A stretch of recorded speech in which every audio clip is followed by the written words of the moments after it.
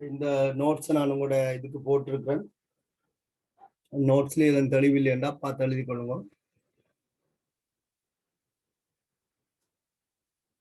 இப்ப நாங்கள் சிலதை முன்னுக்கு பின்னாத்தான் கேள்வி கேட்டுக்கொண்டு போவோம். என்றால் ஒன்றை படிச்சு இன்னொன்றை படித்தால் தொடர்ச்சியாக இருக்கும். ஆனால் சில நேரத்தில் அப்படி படிப்பிக்க இல்லாம இருக்கு. சரி, உங்களுக்கு நான் ஓபிட்டல்ட வடிவங்களை அறிமுகப்படுத்தணும்ன்றதுக்காண்டி ஓபிட்டல் சொல்லியிருக்கேன். இந்த ஓபிட்டல் எங்க இருக்கு, என்ன மாதிரி இருக்கு, எதுன்னு உங்களுக்கு ஒரு குழப்பம் இருக்கலாம். சரிதான். இதுல இந்த வெளிச்சார்ந்த இயல்பு அப்படின்னு சொல்லி ஒரு கேள்வி கேட்டு இருந்துச்சு. வெளிச்சார்ந்த இயல்பு என்பது அந்த ஓபிட்டல்களுடைய ஓரியன்டேஷன். அதுக்கு ஒரு ஆங்கிலம் இருக்கு, ஓரியன்டேஷன்.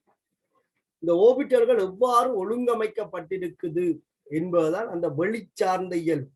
ஒரு ஓபிட்டலுக்கு அமைப்பு, புற அமைப்பு எப்படி இருக்கு, அதோட டிரெக்ஷன் எப்படி இருக்கு என்பதுதான் அந்த வெளிச்சார்ந்த இயல்பு என்ற தமிழ் பாவிக்கப்பட்டிருக்கு. அதுக்கு ஒரு ஆங்கிலம் ஓரியன்டேஷன் என்று போடப்பட்டிருக்கு. 3 ஓபிட்டல்களும் என்ன ஒழுங்கமைப்பில் இருக்குது என்பதுதான் அந்த ஓரியன்டேஷன். அது ஒன்று எக்ஸ் அச்சின் வழியே இருக்கு, இன்னொன்று y அச்சின் வழியே இருக்கு, மற்ற z அச்சின் வழியே செங்குத்தாக இருக்கு.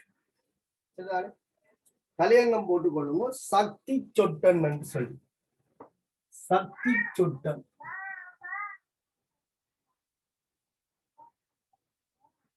சக்தி சொட்டன், சக்தி சொட்டன். இது ஆங்கிலத்துல குவாண்டம் நம்பர் என்று சொல்றாங்க. Quantum number.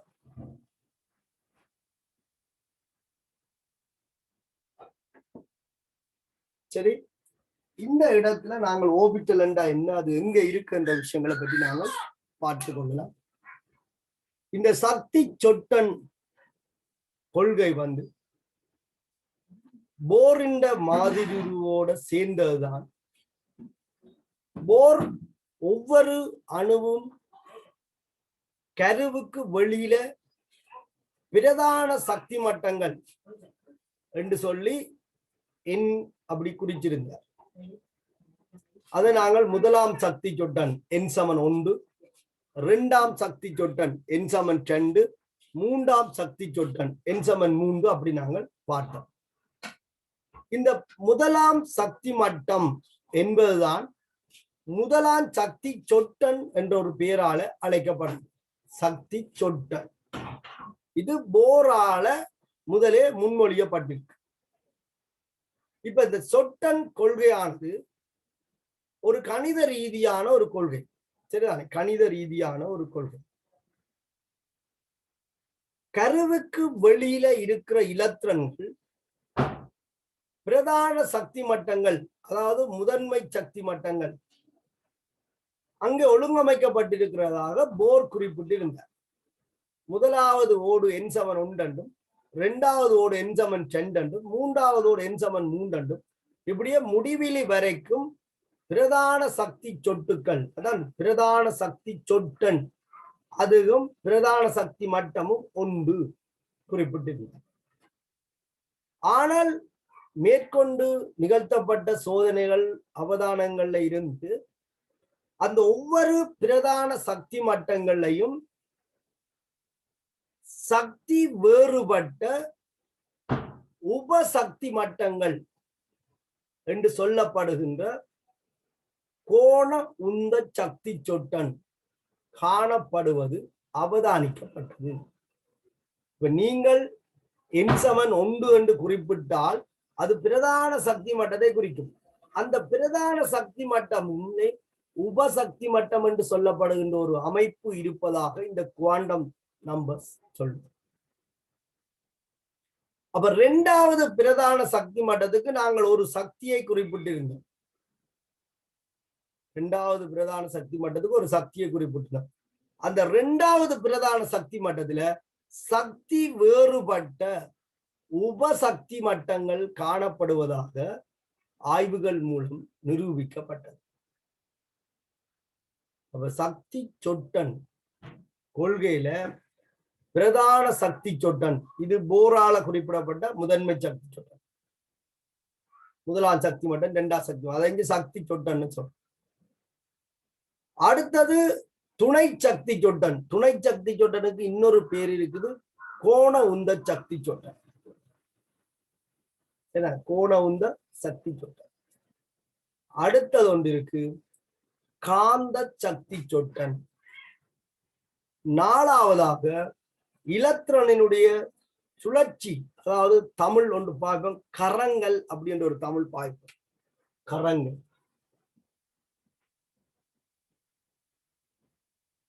ஆங்கிலத்துல ஸ்பின் என்று சொல்றோம். ஸ்பின் சுழற்சி, ஸ்பின் போலர் அப்படின்னு காட்சி. ஸ்பின் கரங்க சுழற்சி.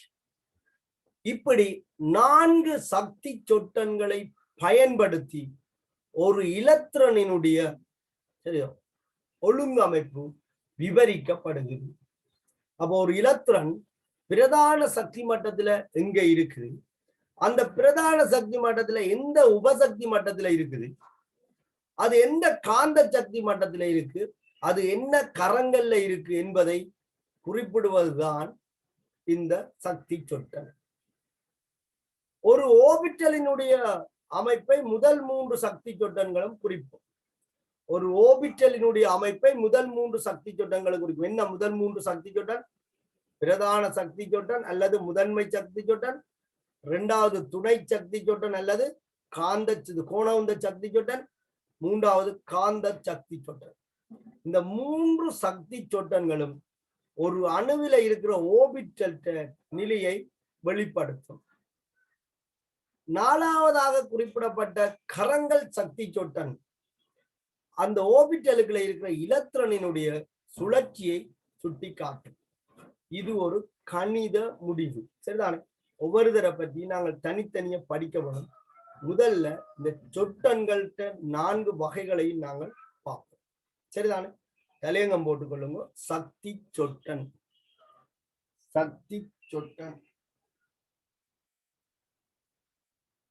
சக்தி சொட்டன், குவாண்டம் நம்பர்,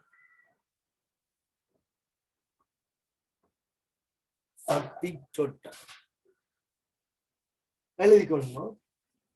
ஒரு அணுவில்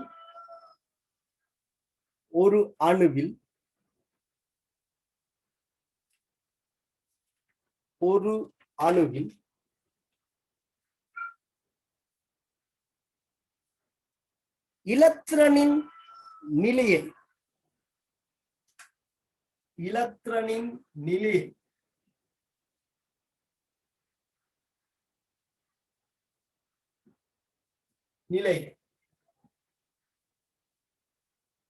ஒரு அணுவில் இலத்திரனின் நிலையை முற்றாக விளக்குவதற்கு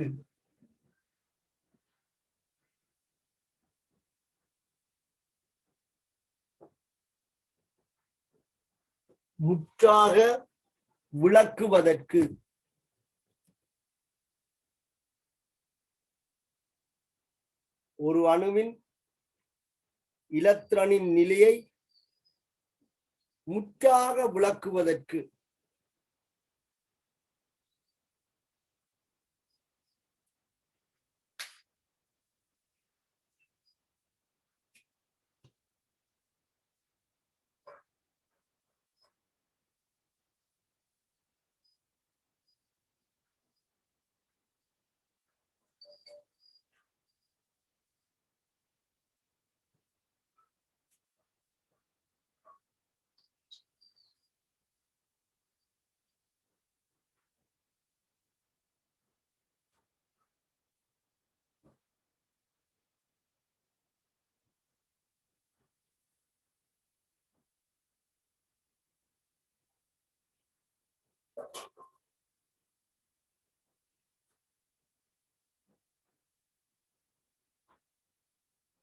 வெளிக்கொள்ளுங்க. ஒரு அணுவின் இலத்திரனின் நிலையை முற்றாக விளக்குவதற்கு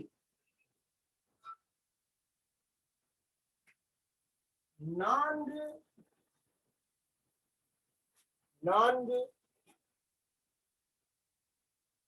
சக்தி சொட்டன்கள்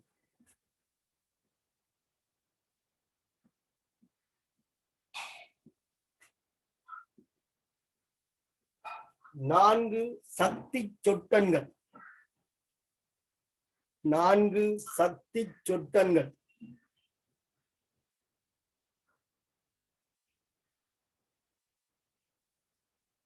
நான்கு சக்தி சொட்டன்கள்.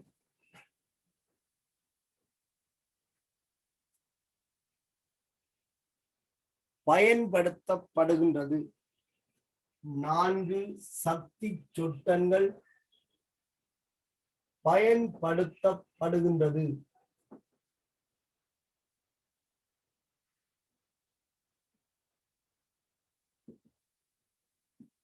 நான்கு சக்தி சொட்டன்கள் பயன்படுத்தப்படுகின்றது.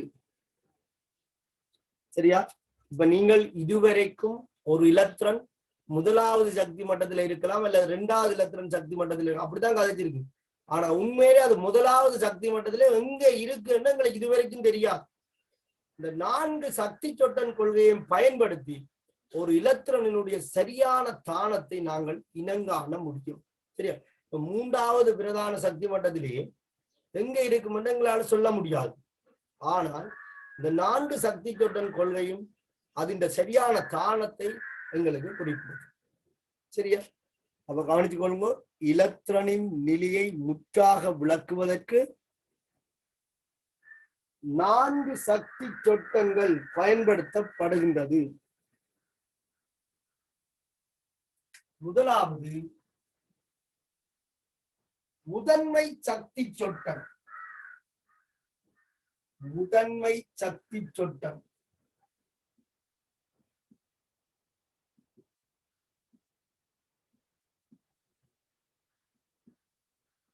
முதன்மை சக்தி சொட்டன் இது போரால என்னென்று குறிப்பிடப்பட்டது?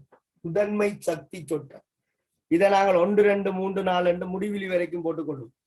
முதன்மை சக்தி சொட்டன் எத்தனையாவது சக்தி மட்டத்தில் இருக்கு என்பதை குறிக்கும். முதன்மை சக்தி சொட்டன்.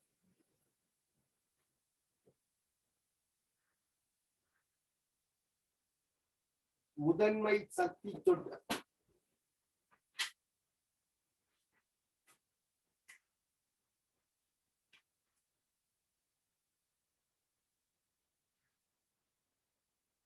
இரண்டாவது துணை சக்தி சொட்டன். துணை சக்தி சொட்டன். துணை சக்தி சொட்டன்.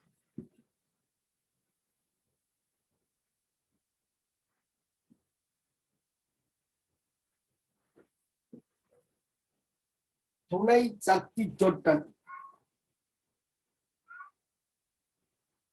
துணை சக்தி சொட்டன். இதை நாங்கள் கோண உந்த சக்தி சொட்டன் என்று சொல்லுவோம்.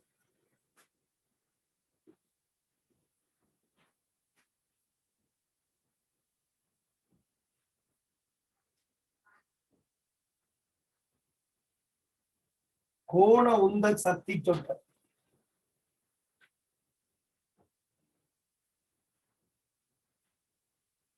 இதற்கு இன்னொரு பேர் இருக்குது. திசைவிற் சக்தி சொட்டன். திசைவிற் சக்தி சொட்டன்.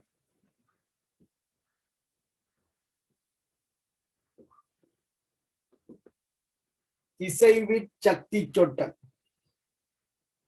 துணை சக்தி சொட்டன். முதன்மை சக்தி சொட்டன் இந்த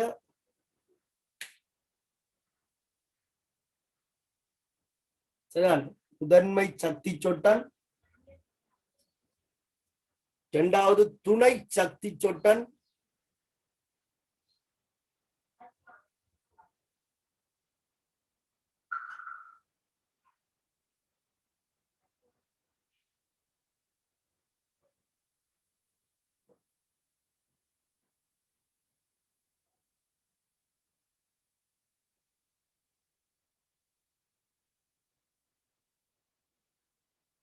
சரியா? துணை சக்தி சொட்டன் அல்லது கோண உந்த சக்தி சொட்டன் அல்லது திசைவில் சக்தி சொட்டன். நீங்கள் இதை நீங்க இப்ப எழுதி கொள்ளுங்க. நாங்கள் ஒவ்வொன்றையும் பற்றி தனித்தனியா படிக்கும் போது துணை சக்தி சுட்டன் என்ற என்ன, கோணந்த சக்தி சுட்டன் என்ன, காந்த சக்தி சுட்டன், கரங்கள் சக்தி சுட்டன், ஒவ்வொன்றையும் நாங்கள் தனித்தனியா பார்க்க போறோம். இப்ப நீங்க குழம்பாங்க இப்படி ஒரு விஷயம் இருக்கிறத நீங்க பாருங்க. சரிதானே? ஓகே.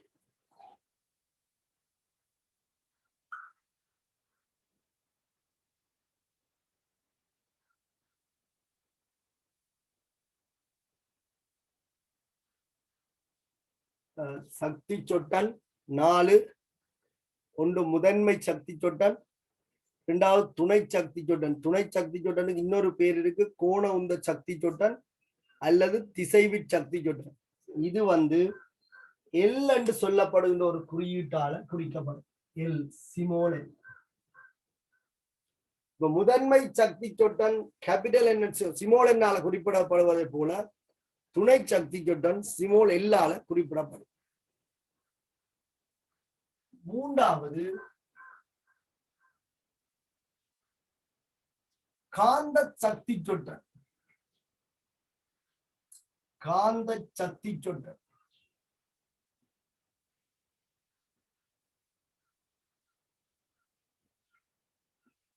காந்த சக்தி சொட்டன்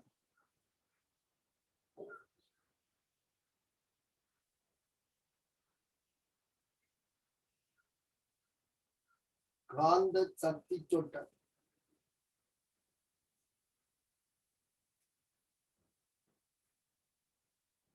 காந்த சக்தி சொட்டன்.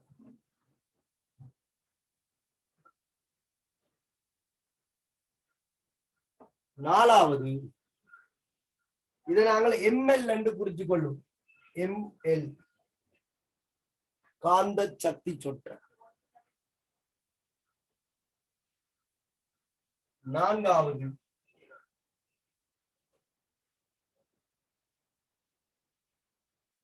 கரங்கள் சக்தி சொட்டன்.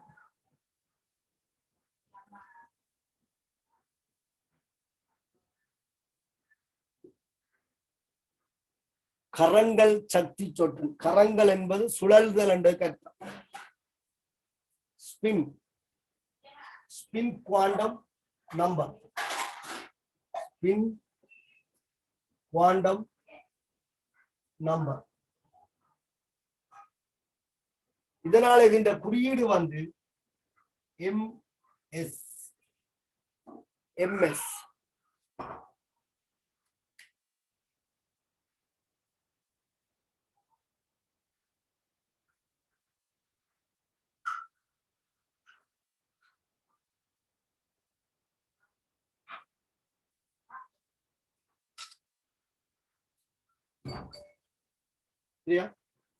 இந்த 4 சக்தி சொட்டன்களை பயன்படுத்தி ஒரு இலத்திரனினுடைய நிலை விவரிக்கப்படுகிறது.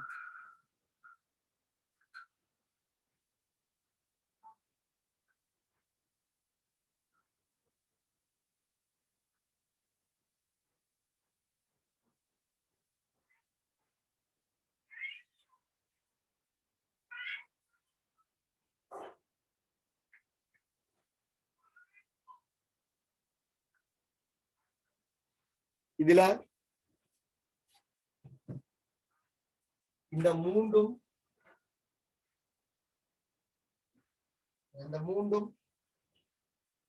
ஓபிட்டலினுடைய நிலையை விளங்கப்படுத்தும்.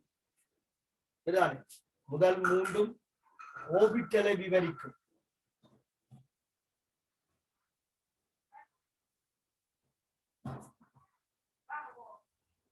முதல் மூன்றும் ஓபிட்டலை விவரிக்கும். ஓபிட்டலை விவரிக்கும். முதல் மூன்றும் ஓபிட்டலை விவரிக்கும். சரியா? இந்த 4வது இலத்திரனின் சுழற்சியை விவரிக்கும். சரியா? 4வது இலத்திரனின் சுழற்சியை விவரிக்கும்.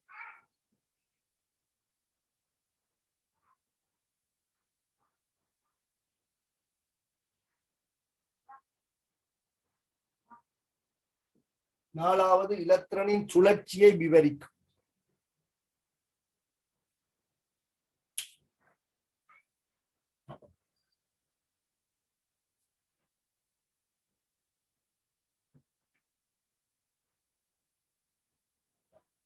சரியா? இந்த நோட்ஸ் உங்களோட குரூப்ல போட்டிருக்கேன். இந்த மூன்றும் ஒரு ஓபிட்டலை விவரிப்பதற்காக பயன்படுத்தப்படுது. 4வது இலத்திரண்ட சுழற்சி.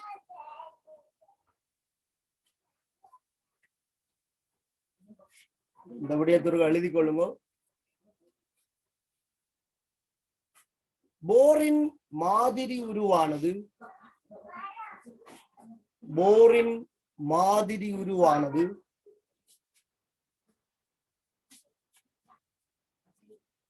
போரின் மாதிரி உருவானது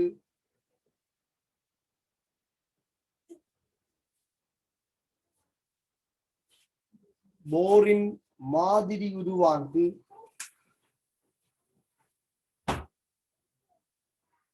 போரின் மாதிரி உருவானது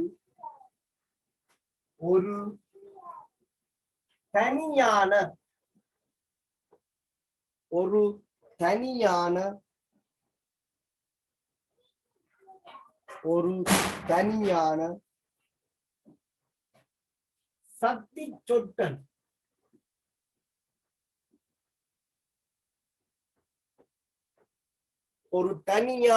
சக்தி சொட்டன்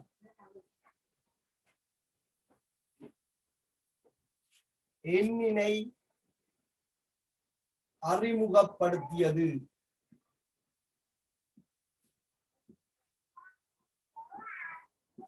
ஒரு தனியான சக்தி சொட்டன் எண்ணினை அறிமுகப்படுத்தியது. அப்ப போரின் மாதிரி உருவில பிரதான சக்தி மட்டம் என்று சொல்லப்படுறதுல இலத்திரன் இருப்பதாக குறிப்பிடப்பட்டிருக்கு. அதான் முதன்மை சக்தி சொட்டன். ஒரு தனியான சக்தி சொட்டன் எண்ணினை அறிமுகப்படுத்தியது. அதிலேயும் எங்க இருக்குது என்பதுதான் மிகுதி விடயங்கள். எண்ணினை அறிமுகப்படுத்தியது.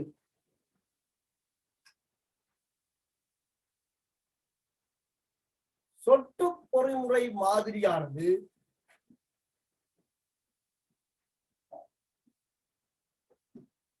சொட்டு பொறிமுறை மாதிரியானது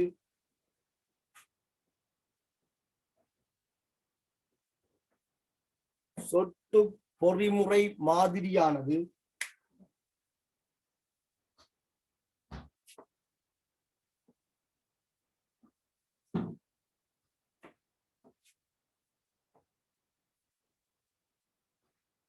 சொட்டு பொறிமுறை மாதிரியானது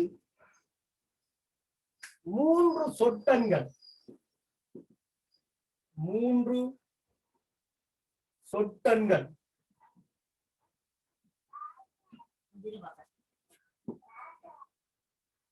3 சொட்டன்கள் NLML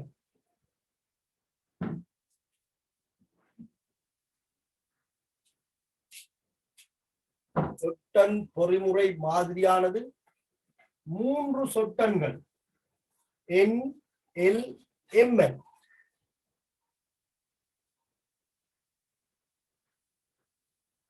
பயன்படுத்துகின்றது.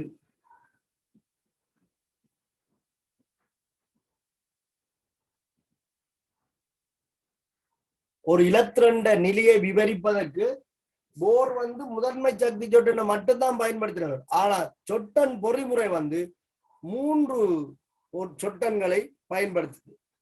3 சொட்டன்கள் NLML பயன்படுத்துகின்றது.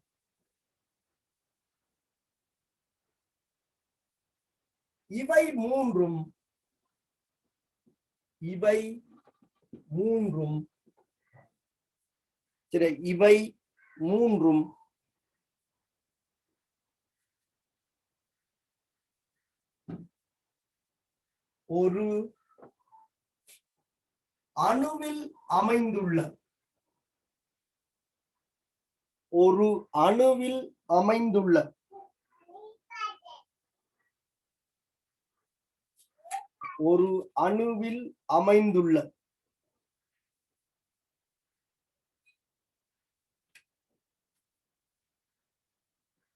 ஒரு அணுவில் அமைந்துள்ள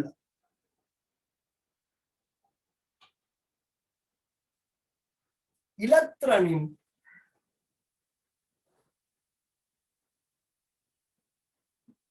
ஒரு அணுவில் அமைந்துள்ள இலத்திரனின்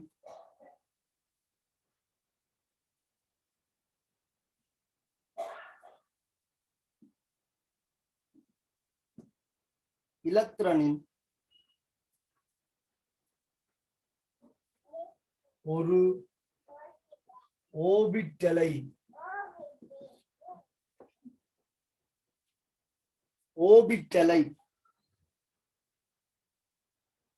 விவரிப்பதற்கு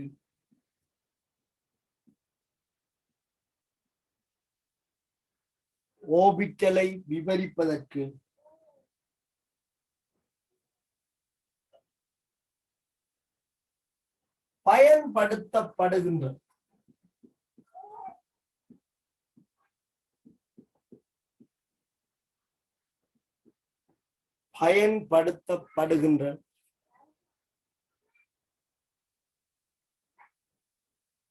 கணித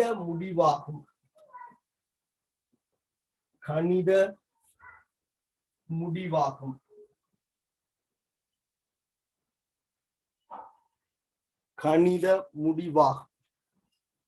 ஒரு இலத்திரன் எந்த ஓபிட்டல்ல இருக்குது என்பதை முதல் 3 சக்தி சொட்டன் பொறிமுறைகளும் விவரிக்கிறது.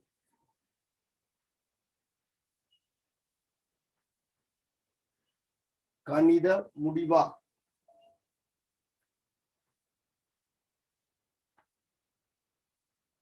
அடுத்த பந்தியாலை கொள்ளுங்க. 4வது சொட்டன்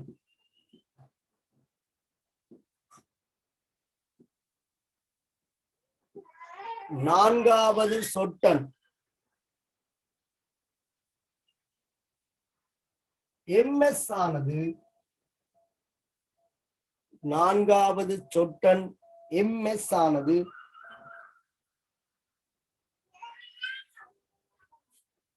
இலத்திரனின்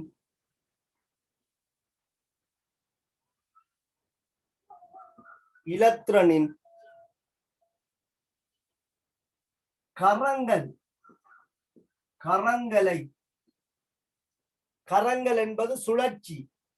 கரங்களை பிரேக்கருக்கு போட்டுக்கொள்ளும். சுழற்சி ஆங்கிலம் அதுக்கு ஸ்பின்.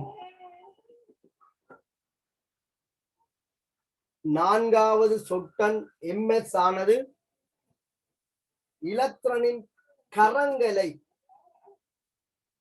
சுழற்சி ஸ்பின் விவரிக்கின்றது. இலத்திரனின் கரங்களை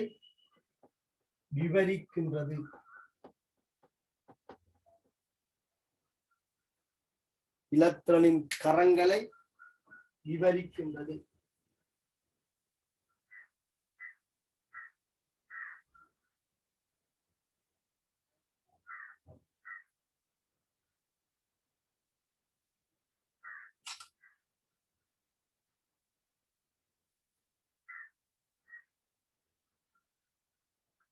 சரி, நாங்கள் முன்னுக்கு பின்னர் சிலதை கேட்டுக்கொண்டு போயிருக்கல பரிச்சயமாக மாறும். படிக்கும் போது நாங்கள் தொடர்ச்சியாக சில விஷயங்களை பார்க்கலாது. என்னால் ஓபிட்டலை நான் அறிமுகப்படுத்தாமல் இதை கதைக்கலாது. இதை கதைச்சா பிறகு ஓபிட்டல் அறிமுகப்படுத்த இலகுவாக இருக்கு. இப்ப நாங்கள் முதல்வருக்கா கேள்விப்படுறோம், இந்த அடுத்த தரம் பார்க்கிறோம், திருப்பி அதை பற்றி கதை கேட்க தெளிவடையும். சரியா? இந்த விஷயத்தை நான் உங்களோட குரூப்ல போட்டு விடுறேன். எனக்கு அடுத்த வகுப்புல நீங்கள் கணக்க ஒரு விஷயம் இல்லை, இந்த 4 சக்தி சொட்டன்களை பயன்படுத்தி ஒரு இலத்திரண்ட நிலை விவரிக்கப்படுகிறது தெரிஞ்சிருக்கணும். அதுல முதல் 3 விடயங்களும் அந்த ஓபிட்டல் நிலையை விவரிக்குது. 4வது சொட்டன் இலத்திரண்ட கரங்களை விவரிக்குது. அப்போ ஒரு இலத்திரண்ட கரங்கள் இலத்திரண்ட இதை விவரிக்கணும்னா 4ம் பயன்படுத்தப்படும். அடுத்த வகுப்புல இது தொடர்பான மேலதிக விஷயத்தை நாங்கள் பார்த்துக் கொள்வோம். யாராவது இன்றைக்கு முதல் ஜாயின் பண்ணாம விட்டு இருந்தா எனக்கு ஒரு தகவல் தாங்கும். நான் என்ன மாதிரி என்ற பார்க்க வேண்டாம். எல்லாருமே இணைஞ்ச ஒரு ஐடியில தான் நீங்கள் குழம்பி இருக்கிறீர்கள். முதல் கொஞ்சம் அது பிரச்சனையா தான் இருந்தது, ஐடி பிரச்சனை ஆயிட்டு. சரி.